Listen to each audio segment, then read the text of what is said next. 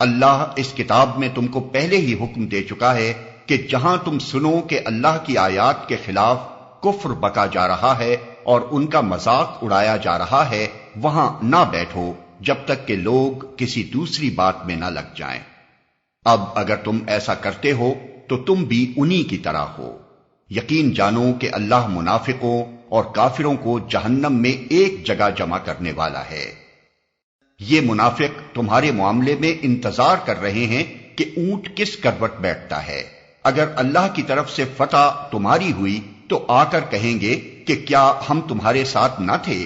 اگر کافروں کا پلہ بھاری رہا تو ان سے کہیں گے کہ کیا ہم تمہارے خلاف لڑنے پر قادر نہ تھے اور پھر بھی ہم نے تم کو مسلمانوں سے بچایا؟ بس اللہ ہی تمہارے اور ان کے معاملے کا فیصلہ قیامت کے روز کرے گا، اور اس فیصلے میں اللہ نے کافروں کے لیے مسلمانوں پر غالب آنے کی ہرگز کوئی سبیل نہیں رکھی ہے۔ یہ منافق اللہ کے ساتھ دھوکے بازی کر رہے ہیں، حالانکہ در حقیقت اللہ ہی نے انہیں دھوکے میں ڈال رکھا ہے۔ جب یہ نماز کے لیے اٹھتے ہیں تو کسمساتے ہوئے محض لوگوں کو دکھانے کی خاطر اٹھتے ہیں اور خدا کو کم ہی یاد کرتے ہیں۔ کفر و ایمان کے درمیان ڈاوا ڈول ہیں، نہ پورے اس طرف ہیں نہ پورے اس طرف۔ جسے اللہ نے بھٹکا دیا ہو اس کے لیے تم کوئی راستہ نہیں پا سکتے۔ اے لوگو جو ایمان لائے ہو، مومنوں کو چھوڑ کر کافروں کو اپنا رفیق نہ بناؤ۔ کیا تم چاہتے ہو کہ اللہ کو اپنے خلاف صریح حجت دے دو؟ یقین جانو کہ منافق جہنم کے سب سے نیچے طبقے میں جائیں گے اور تم کسی کو ان کا مددگار نہ پاؤ گے۔ البتہ جو ان میں سے تائب ہو جائیں اور اپنے طرز عمل کی اصلاح کر لیں اور اللہ کا دامن تھام لیں اور اپنے دین کو اللہ کے لیے خالص کر دیں، ایسے لوگ مومنوں کے ساتھ ہیں اور اللہ مومنوں کو ضرور اجر عظیم عطا فرمائے گا۔ آخر اللہ کو کیا پڑی ہے کہ تمہیں خواہ مخواہ سزا دے اگر تم شکر گزار بندے بنے رہو اور ایمان کی روش پر چلو۔ اللہ بڑا قدردان ہے اور سب کے حال سے واقف ہے۔ اللہ اس کو پسند نہیں کرتا کہ آدمی بدگوئی پر زبان کھولے الا یہ کہ کسی پر ظلم کیا گیا ہو، اور اللہ سب کچھ سننے اور جاننے والا ہے۔ مظلوم ہونے کی صورت میں اگرچہ تم کو بدگوئی کا حق ہے، لیکن اگر تم ظاہر و باطن میں بھلائی ہی کیے جاؤ یا کم از کم برائی سے درگزر کرو تو اللہ کی صفت بھی یہی ہے کہ وہ بڑا معاف کرنے والا ہے، حالانکہ سزا دینے پر پوری قدرت رکھتا ہے۔ جو لوگ اللہ اور اس کے رسولوں سے کفر کرتے ہیں اور چاہتے ہیں کہ اللہ اور اس کے رسولوں کے درمیان تفریق کریں اور کہتے ہیں کہ ہم کسی کو مانیں گے اور کسی کو نہ مانیں گے اور کفر و ایمان کے بیچ میں ایک راہ نکالنے کا ارادہ رکھتے ہیں، وہ سب پکے کافر ہیں، اور ایسے کافروں کے لیے ہم نے وہ سزا مہیا کر رکھی ہے جو انہیں ذلیل و خوار کر دینے والی ہوگی۔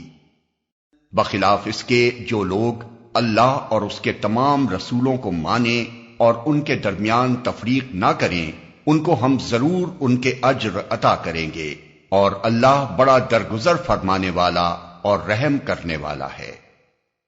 یہ اہل کتاب اگر آج تم سے مطالبہ کر رہے ہیں کہ تم آسمان سے کوئی تحریر ان پر نازل کراؤ، تو اس سے بڑھ چڑھ کر مجرمانہ مطالبے یہ پہلے موسیٰ سے کر چکے ہیں۔ اس سے تو انہوں نے کہا تھا کہ ہمیں خدا کو علانیہ دکھا دو، اور اسی سرکشی کی وجہ سے یکا یک ان پر بجلی ٹوٹ پڑی تھی۔ پھر انہوں نے بچڑے کو اپنا معبود بنا لیا، حالانکہ یہ کھلی کھلی نشانیاں دیکھ چکے تھے۔ اس پر بھی ہم نے ان سے درگزر کیا۔ ہم نے موسیٰ کو صریح فرمان عطا کیا اور ان لوگوں پر طور کو اٹھا کر ان سے اس فرمان کی اطاعت کا عہد لیا۔ ہم نے ان کو حکم دیا کہ دروازے میں سجدہ ریز ہوتے ہوئے داخل ہوں۔ ہم نے ان سے کہا کہ سبت کا قانون نہ توڑو اور اس پر ان سے پختہ عہد لیا۔ آخر کار ان کی عہد شکنی کی وجہ سے اور اس وجہ سے کہ انہوں نے اللہ کی آیات کو جھٹلایا اور متعدد پیغمبروں کو ناحق قتل کیا اور یہاں تک کہا کہ ہمارے دل غلافوں میں محفوظ ہیں، حالانکہ در حقیقت ان کی باطل پرستی کے سبب سے اللہ نے ان کے دلوں پر ٹھپا لگا دیا ہے اور اسی وجہ سے یہ بہت کم ایمان لاتے ہیں۔ پھر اپنے کفر میں اتنے بڑھے کہ مریم پر سخت بہتان لگایا۔